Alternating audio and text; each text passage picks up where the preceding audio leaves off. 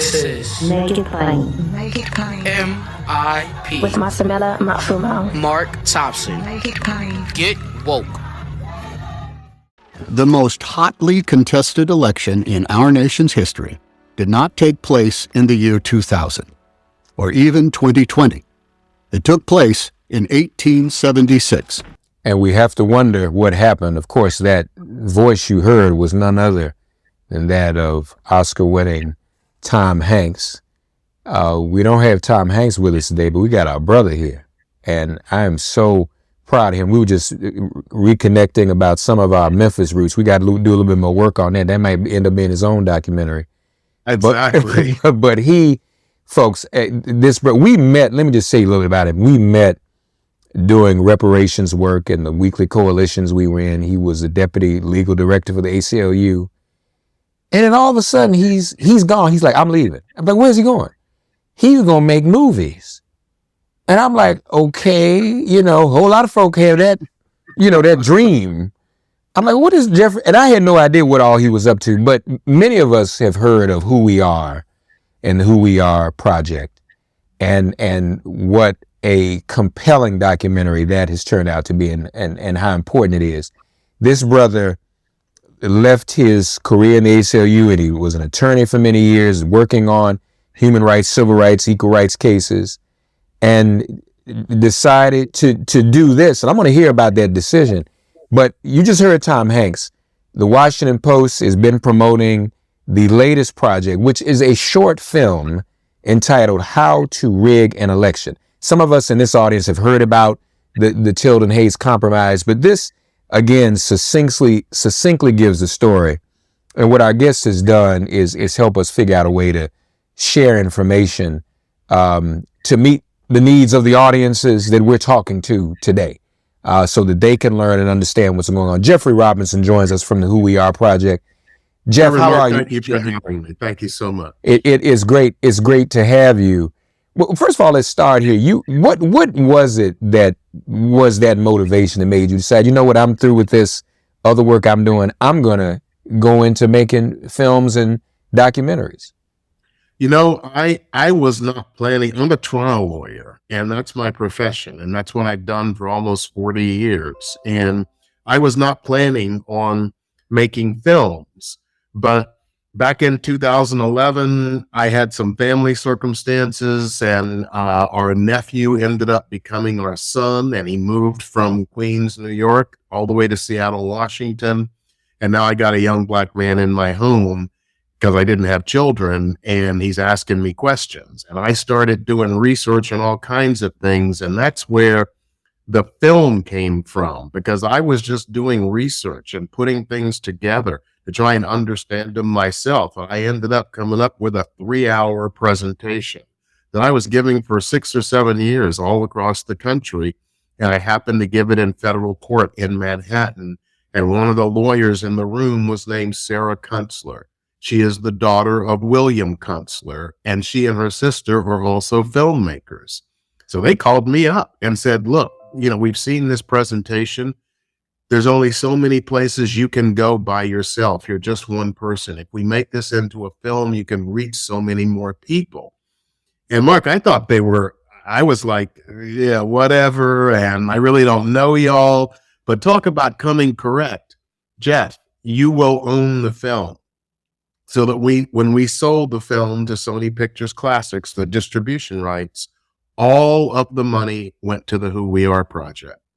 Jeff, you will have editorial control over what goes in the film and what comes out of the film. This is not our story. It's your story, but we want to help you tell it.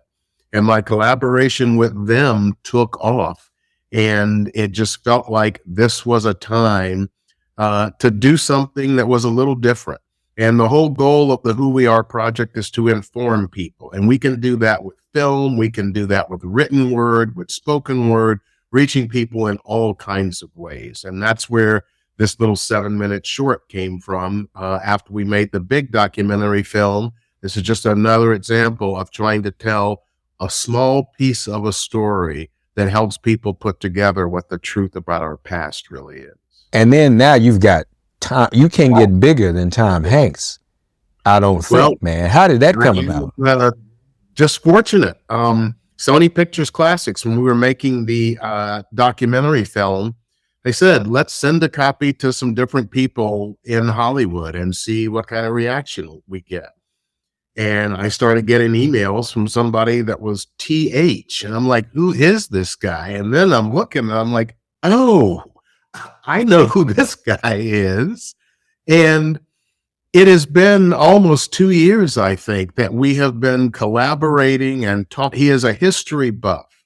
And I think the way that we thought it might be appropriate to send him a copy of the film is that you may remember back with the 100th marking of the Tulsa Massacre in 2021, he wrote an op-ed at the Washington Post saying, I never heard about this. I was never taught about this. Why was I never taught about this? This makes no sense whatsoever. And he's kind of a history buff. And so he emailed and we started emailing with each other. And that grew to working on this project. And we're going to work on a couple of other projects as well. He is really interested in people confronting the truth about our history. And he is willing to give us his time and his effort and his name in putting this out there. So I'll tell you real quick, this 7-minute documentary literally came out of a discussion with him about the Hayes-Tilden Compromise. And he wasn't aware of it. And he said, man, it would be great if we could make a short, just little short film about that. And I'll pay for it. So let's do it. And we did it. Wow. That's amazing. And so that's the kind of support that he has provided. And Tom has been, he is becoming a friend and he is an ally in our struggle. That is absolutely clear. No, that's great to hear. Congratulations to you and him. And what a blessing.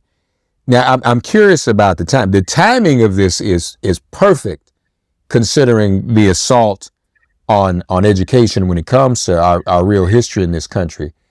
Did you all start this conversation about the Tilden Hayes short film in this period of the assault? We absolutely did, Mark. You are absolutely right. And that was one of the reasons that we wanted to bring this to bear, because one of the things about this story that I think people don't realize is that President Hayes was, by all accounts, a fairly decent human being. He wasn't horrible, but he had to know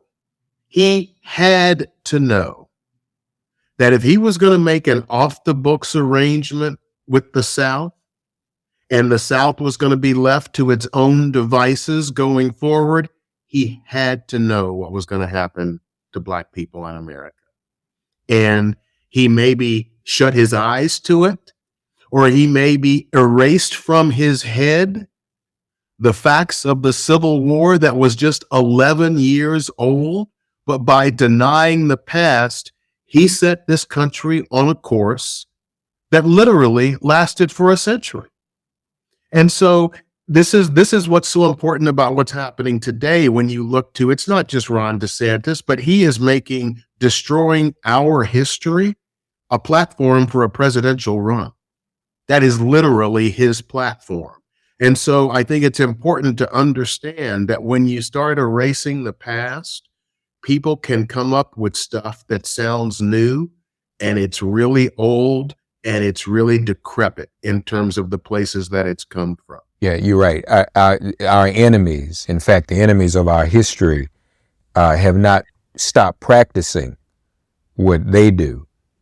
We need to remember our history and go back to practicing some of the things we used to do, Exactly. especially in this week, this holy week of remembering Dr. King's crucifixion. All right. Exactly. And so, folks, the fact of the matter is, I know we've all heard tidbits about it, but the Electoral College was in dispute. And again, appropriately, one of the states where the voting and the vote count was disputed was in Florida. Was it not? South Carolina. How about this? Right. The three major states, South Carolina, Louisiana, and Florida. Yeah. What a surprise. Yeah, right. And so it is literally like the history repeating itself. and the telegrams or letters that were exchanged between the Hayes camp and the Tilden camp. Because remember, the Electoral College couldn't decide the election. Congress created a commission to decide who was going to be president. And there were all kinds of communications going on behind the scenes. And the Hayes people wrote to representatives of South Carolina and Louisiana and Florida. And they were saying, look, President Hayes is going to believe that the South should take care of its own business in its own way. And then they wrote a second letter. And the only difference between the first and the second is that the second said, of course, within the constructs of the Constitution of the United States, because they forgot about that one in the first letter, where they were saying, look, go do what you're going to do. But that's what happened. Hayes withdrew some troops, and it didn't happen all at once. It wasn't a huge number, but he withdrew troops from the South, and he sent a message. You should do things the way you want to do them. And the way they wanted to do them were black codes, Jim Crow laws, lynchings, separate but equal. And so all of those things that I just said were constitutional. So what President Hayes did is to forget what the Civil War was about and how deeply anti-black racism ran in the South. And I guess he just said, well, maybe it'll work out. And we all see what happened. Yeah. Where was Hayes from again? I have to remember. I can't quite remember where he was from, but he was a longtime politician. And as I said, not seen as like a major leader in the party, but he was nominated, and Ulysses S. Grant was serving his second term. And there had been a lot of controversy and scandal in his second term. So he was like ready to leave. He was on the outs, but he ended up staying in office until March of 1877 because it took the commission that long to figure out who was going to be president. Looks like, I think he was a representative at one time from Cincinnati. I believe so, from the state of Ohio. Yeah, from the state of Ohio. And there was the very real threat, wasn't it, Jeff, that the nation might have gone back into civil war, correct? I think what people fail to remember is we are talking 11 years after the Civil War was over. This was fresh in everybody's mind. And we now have the Electoral College thrown into chaos. We've got all kinds of threats of violence. We have Hayes sending troops to the capitals of those three states because of all kinds of concerns about violence during the election. And so all of these things, were kind of driving this engine. And I think people forget that the feelings of bitterness in the South were still there. And there were people from the time the election couldn't be decided after November 8th or 9th, when the votes were in dispute, until March, when the decision was made, there were people passing out posters that would say things like Tilden or blood. And so they were saying either Tilden's going to be president or we're going to go back to this war all over again. And I have to admit that may have had some impact on the way Hayes saw what was happening. And to not go back into a civil war, to make sure that he appeased people in the South, he did what he did. It's interesting, as I was listening to Tom Hanks' narration, he described how the Florida governor said that a train carrying ballots, and I'm ashamed to admit this, I wasn't aware this was a verb, said the train had been Ku Kluxed. I didn't know that was a verb. I didn't either. And I'll tell you where I got that from this book right here. The Hayes-Tilden Disputed Presidential Election of 1876, a Scholar Select book by Paul Howard. And on pages 54 and 55, he talks about the governor of Florida sending this telegram and saying the train got Ku Kluxed. And when I read that, I thought that has got to be in the script. So, because I had never heard that word before, but I'm like, that is going in, because it was just remarkable. That's something else. And the other important thing about the history, and I used to say this a lot myself when Obama was elected, I mean, as historic and as seminal a moment as that was, the first black president, we didn't have social media and cable television back during Reconstruction. But imagine if we did. It was probably bigger news to have had as many black elected officials, right, Jeff, across the South, even in local offices, former enslaved people being elected to Congress and the Senate. I mean, this, people need to understand, that was a major thing, and that angered a lot of people.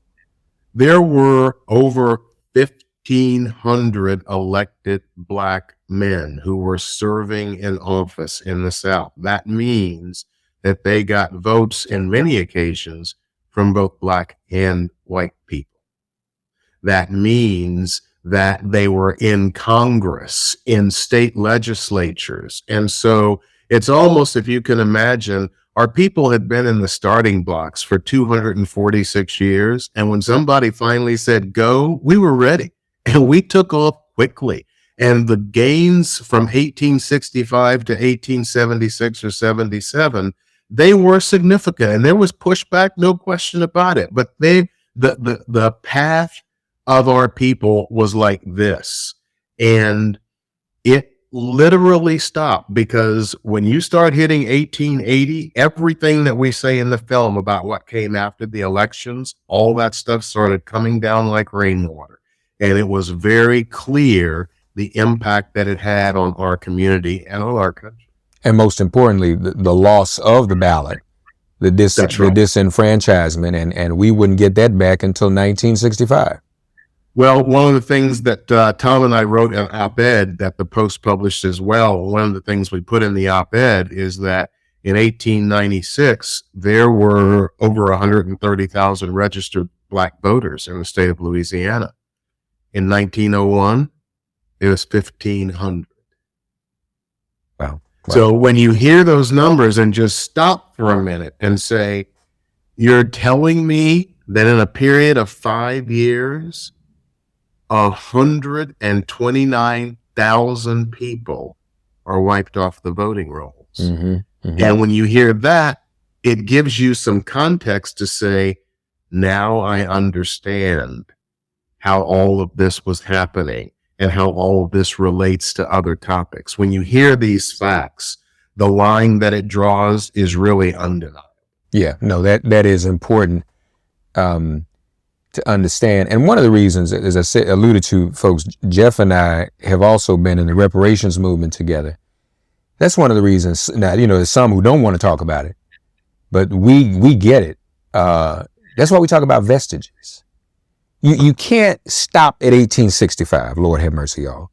If you just watch these 7 minutes and what that wrought, I mean, it's almost as if you need different reparations for different eras. So we just say vestiges for everything that flowed.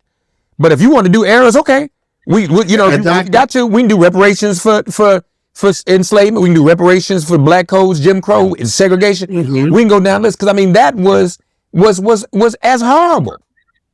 And that is, I think, one of the most powerful things about doing this work. When I was at the ACLU, it's when, Reverend Mark, I met you, I met Ron Daniels, I met the people from NCOBRA, the people from NARC, and I started to get educated on the theory and ethic behind reparations. And I had certainly read about it, and I had read Ta-Nehisi's Coates article, and I had some views, but I learned so much from you and the other people in this movement. And when I made this film, reparations was not on my mind. I'm talking about the big film, the documentary film. But you could name that documentary film The Case for Reparations, because all it does, it's like you say, it traces this timeline. And I think what people should always remember is understand that by the end of the Civil War, we had been enslaved for 250 millennia, 246 years. What that means is that the culture that said that we were less than human was that old. And how do you think that culture is going to be erased because some people lost a couple of battles in a war? That culture didn't go anywhere. It manifested itself and hung on like with a death grip. And as many people have said, the South may have lost the war, but they won the peace because they started erasing stuff about history and redefining stuff. And we are still in that battle now, where we are trying to regain our history. And when you say vestiges, people say, well, if reparations is just about slavery, that's a long time ago. And it's like, we can have a debate about that. But when you talk vestiges of slavery, you're going up to April 4th, 2023. We're not even talking about up to 10 years ago. We're going up to today. And so that's a conversation that I think is happening more and more in America. And people are understanding that we can't say we've never done reparations before because we've actually done it twice before. And we can't say that, well, there's not enough money because Congress came up with $3 trillion in several weeks during the COVID vaccine crisis.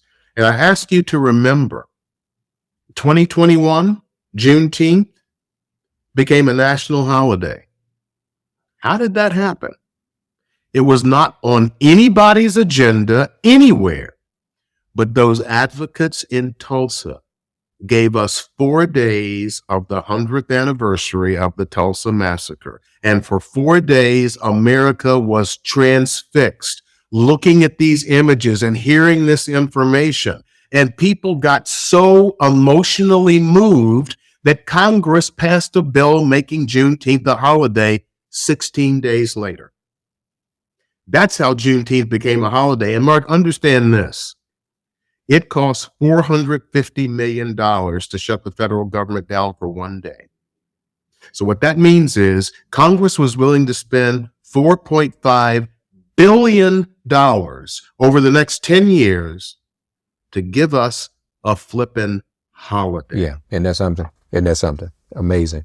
Folks, How to Rig an Election, written and produced by our friend Jeffrey Robinson at the Who We Are Project, narrated by the great Tom Hanks. You can find out more at the whoweareproject.org. You should also, if you haven't already, please see the full documentary. What's next?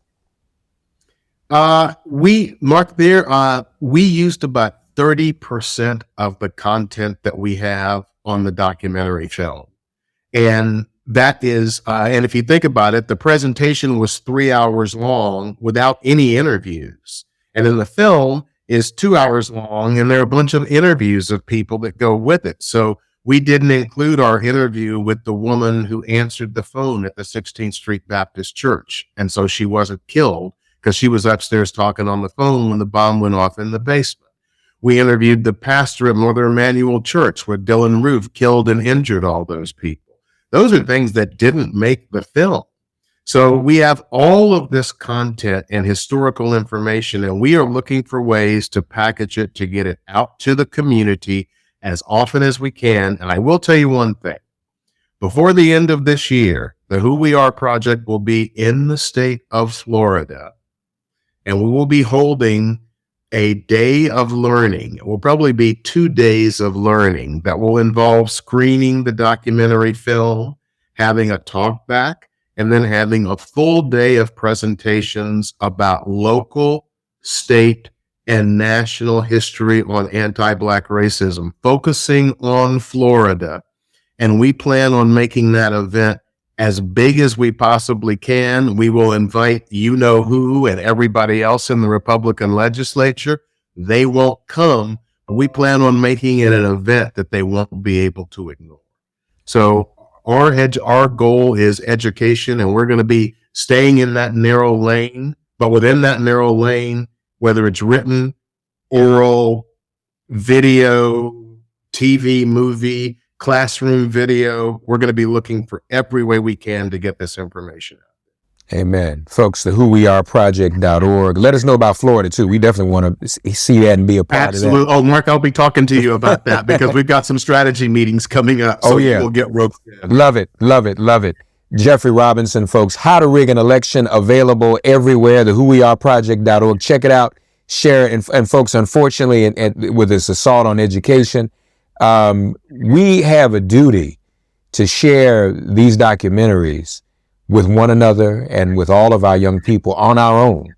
And frankly, that's another part of our history. We've always had to do that. We can do that while we hold these school boards and state legislatures and everyone else accountable. We still have to go forward with the education. So we have to know our history and we have to preserve it for ourselves. Nobody's going to do it for us. Absolutely. So, and we don't need anybody to do it. Amen. Jeffrey, I thank you, brother. Congratulations again. I really appreciate it. Okay, and tell Tom Hanks we said what's up. I will for sure. All right. Thank you very much. Thanks for getting woke and listening to Make It Plain. As always, perform an act of kindness on behalf of an elder or young person. Write a letter to a sister or brother who just so happens to find her or himself incarcerated. Offer libations to the ancestors upon whose sturdy shoulders we all now stand. And above all, give thanks to the God of your understanding by whatever name you call her and him. All God asks of us is that we give each other love. Thanks for giving MIP love. And please remember to subscribe and give us a 5-star rating. If all hearts and minds are clear, it has been made plain.